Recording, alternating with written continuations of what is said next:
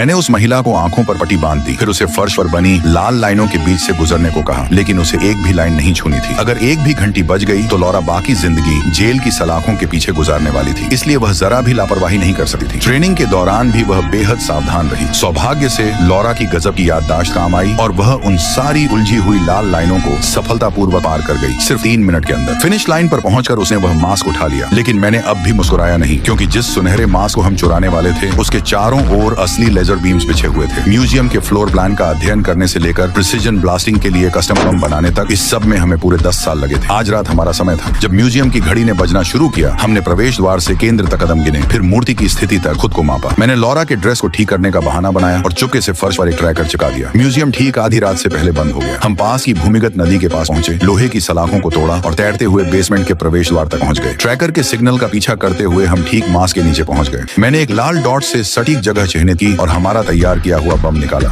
ऊपर एक guard duty पर था, हमें पूरी तरह चुप रहना था। जब समय 11:59 हुआ, मैंने विस्फोट के लिए तैयार होकर खड़ा हो गया। मुझे मध्य रात्रि की घंटियों की आवाज में विस्फोट की आवाज छिपानी थी, ताकि गार्ड को पता न चले।